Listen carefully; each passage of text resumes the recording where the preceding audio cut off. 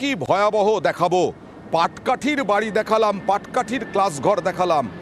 এবার দেখুন হাবড়ার একটা স্কুল, সেই স্কুল ভাঙা চোরা যে কোনো সময় ভেঙে চড়ে পড়তে পারে। এইভাবেই ক্লাস করতে হচ্ছে আতঙ্কের মধ্যে। ভাবা যায় প্রাণ সংশয়ে আছে পড়ুয়ারা। দেখছেন সেই ছবি, এটা হচ্ছে হাবড়ার বিজয়নগরে, দেওয়ালে বড় বড় ফাটল। ভয়ে স্কুলে আসা বন্ধ করে দিয়েছে। আবার বলছি, কথা বলবো প্রতিনিধি জিয়াউলের সঙ্গে। জিয়াউল, স্থানীয় প্রশাসন, স্কুল দপ্তর, শিক্ষা দপ্তর, তারা কি চায় না যে গরিব মানুষের ছেলেমেয়েরা এসে স্কুলে পড়ুক?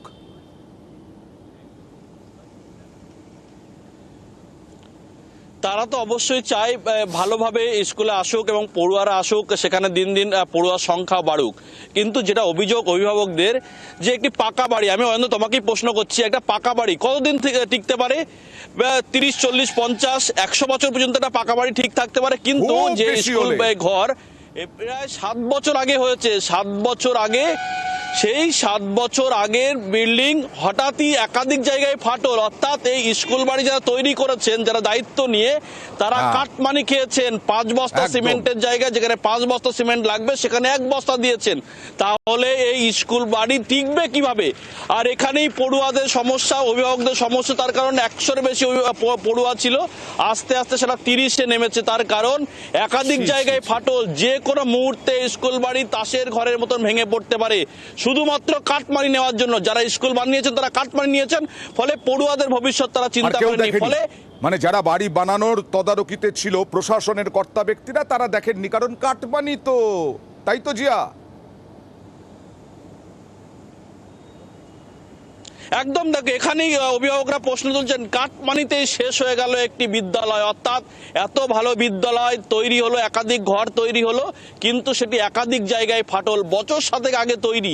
এটা ভাবা যায়, এটা নয় বাঁশের তৈরি হলেও একটা ভাবা যায়, এটা লক্ষ লক্ষ টাকা খরচা হয়েছে একটা স্কুল বাড়ি তৈরি করতে। সরকার সেখান থেকে টাকা দিয়েছেন, কিন্তু যারা দায়িত্ব নিয়ে তৈরি করেছেন তারা ভালো ছিল।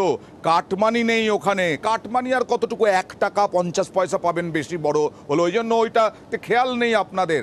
আর এইটা আপনাদের খেয়ালে পড়েছিল, বাড়ি তৈরি হয়েছে, কাটমানি নিয়েছেন, ফুটে গেছেন।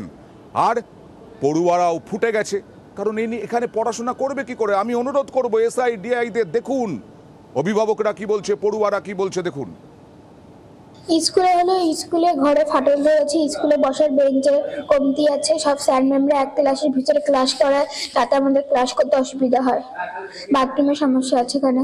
একটা ঘরেই সবাই বসে পড়ে, এক ঘরে, কারণ বাকি ঘরে ফাটলও ধরে আছে, ওই ঘরে যাওয়া ঠিক নয়। আমি অভিভাবক হিসাবে চাইছি যে যাতে এটা শিক্ষা প্রতিষ্ঠান, সেখানে সবকিছু যাতে ঠিকঠাক চলে, গার্জিয়ানরাও যাতে কোনো অবজেকশন না করতে পারে, সেইভাবে চালানো উচিত। সরকারেরও এটা চিন্তা ভাবনা করা উচিত। বড় বড় ফাটল, কোন সময় দেয়াল খুলে পড়বে তার কোনো গ্যারান্টি নেই। এবার ছোট বাচ্চা যখন আমার পড়ে স্কুলে, আমরা আতঙ্কেই থাকি। প্রধান শিক্ষকেরও প্রাণ সংশয়, তিনি আর কি করবেন? তাকে তো চাকরি করতে হবে। দেখুন, স্কুলের বিল্ডিং এর পরিস্থিতি খুবই খারাপ। অ্যাকচুয়ালি এই যে বিল্ডিংটা যেটা এখন পরিত্যক্ত হয়ে পড়ে রয়েছে, অ্যাকচুয়ালি চারিদিকে ফেটে গেছে।